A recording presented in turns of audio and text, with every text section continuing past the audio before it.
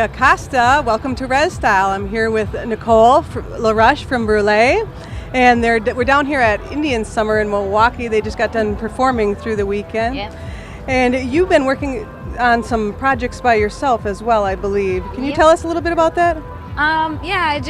Because my dad and everybody else has been really involved in the episodes of the TV show Hidden Heritage, and they got another one coming up. So we haven't been able to put out some music, and I haven't been able to really venture out on really putting a whole project together on my own.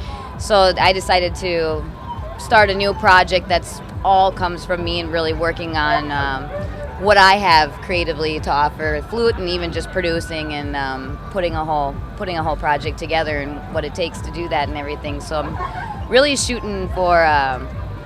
We've been working on it for like last 4 months now, and it's got more of a rock feel, but it's still going to be along the lines of instrumental with Brule.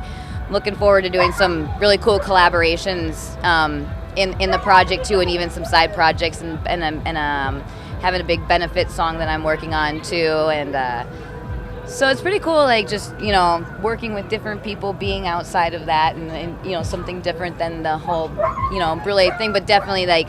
My dad is going to have some guest producing. He's going to write some of the song, help co-write some of the songs and stuff too. So it's still not a leaving Brule thing. It's a exploring Nicole project. And Brule, it's like you guys Native American rock opera. I believe you guys. That's the whole description of. That's like the words we found that can best describe. Not necessarily what we followed for the venture of those CDs and stuff, but it's just kind of.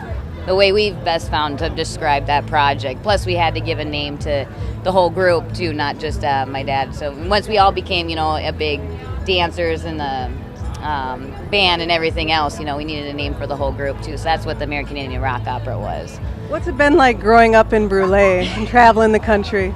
It's been an interesting. It's a really crazy life to live, but I think I'm a better person because of that, because you meet people, you learn things, you learn them from people. You don't learn things from a book, even though I went to school and stuff, but I've learned so much more in my life from being out and traveling and meeting other artists and just these things at the Indian Summer and all these different things, and all the people that you meet along the way have really made me who I am, and where at this point now I'm ready to take that and make my own music out of it as opposed to just being part of a group. So and you guys are from Lower Brule in South Dakota, yeah. And your dad's show actually he has a book called Hidden Heritage that talks about how he came back to his culture.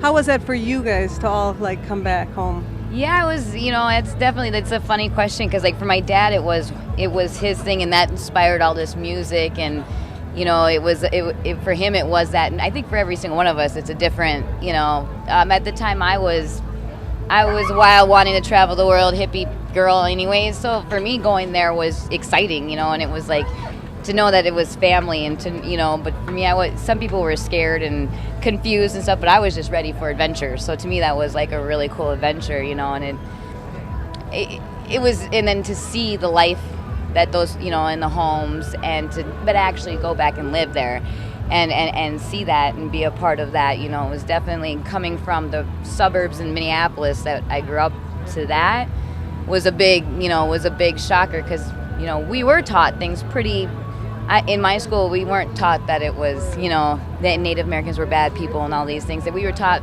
pretty realistically what the reality was, but you don't know until you see, and you don't know. That's why I say living this lifestyle has only made me a better person, because I can learn and then see it and experience it too, So it was, for me, it was more just realizing the reality of what people live like and go through, and I just think more people need to go and see these places and then take from that what they want to, and do whatever they want to do, whether it inspires them to paint or whether it inspires them to help a program, that helps youth or anything like that. But I think just being and exposing yourself to as much as possible to inspire yourself is definitely a must for everybody. And how did you choose the contemporary flute?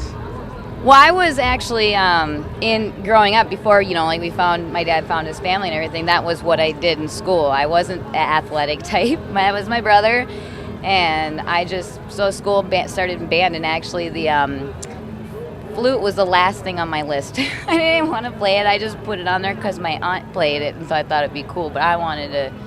I think I had saxophone and oboe before that, and I couldn't make a sound out of the saxophone or the oboe. And when I picked up the flute, it was like I could make a sound, and most people couldn't. But they were like, "Oh, you're never gonna be able to play it. You have the Cupid lip. You're not gonna be able to do it." And So, and I think that's been my one thing that makes me me. If somebody tells me I can't, then I usually go do it. Or, don't do this, so I'll do it. I'm always like fighting the things that tell me not to. And so I made a sound out of it and became, second year, started taking private lessons, all classical training. I was in Greater Twin Cities Youth Symphonies for quite a few years in marching band, and a lot of, but had an amazing private teacher, to teach me technique and all these different things like that for about 6-7 years. And I actually quit and was never going to touch the thing again. And my dad came back with this music, and he didn't have a band. He didn't have, that's all I grew up with was my dad in the studio and, wanting him to make it. And he struggled and never could make it anywhere. So I didn't really necessarily think I was going to help make him band. It was just something to do because I wanted to travel and go around, and it just, then I eventually learned to appreciate the lessons that I learned from the flute and the classical training, which I couldn't stand all those years. Now I could take it, I could break all those rules and make it something of my own, and it's just taken so many years of doing it, dealing with it, going through all these different experiences to really know now this was meant to be what it was meant to be. And this is Nicole, because there's no one else really doing what you do. Yeah. And, it didn't feel right to me to take a native flute, regardless of what the rules or anything else was. I didn't want to wear regalia. I just want to be who I am and take that and put that into the parts of my life that we were learning about and wanting to represent and respect and everything. But I never wanted it to be, anything where I was trying to pretend I'm somebody I'm not. So that's why I kept with that flute, was really just because that was what I knew, and taking that and making it something else, sound like the native flute. And will that signature follow you into your new album that you're working on? Definitely, but I have a arsenal of other flutes that I am going to be using and working with in the project too. So there's definitely some explorative things that I'm going to be doing in that, but definitely my core is still keeping my classical flute. Yeah. And where do people, if they want to go and get your music or find out more about you, where can they go online? I have a Facebook page under Nicole LaRoche. You can go check that out. And I have CD downloads available on CD Baby under Nicole 1, I think. But you can look under Nicole LaRoche. There's you can listen to stuff there. And the Brule website is brewrecords.com. So there's all kinds of information for what we're doing as Brule too on there. So those are the main sites.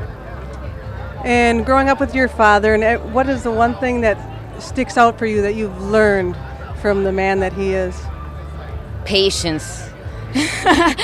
Patience and humbleness, and to not jump to conclusions and overreactions and things, and knowing regardless of the things that happen and the bad things, that things are always going to come around, and that for everybody they're going to go bad and they're going to become good. So kind of just taking the ride in stride and letting it be what it's, let it be what it will be, but make your choices for yourself. I think those are the most important things I think I've learned from him. And if you have a message to give out there for any future Native musicians, what would that be? Definitely fight the forces that will fight against you, and to keep sticking with it. And if it feels right, and everybody tries to make you feel like it's wrong, then it's right. And to keep sticking with it and just do it. Do what you want to do. Don't let anybody tell you that it's not, or it's supposed to be this way, or it's supposed to be by these rules. But if it's right, it will come out right.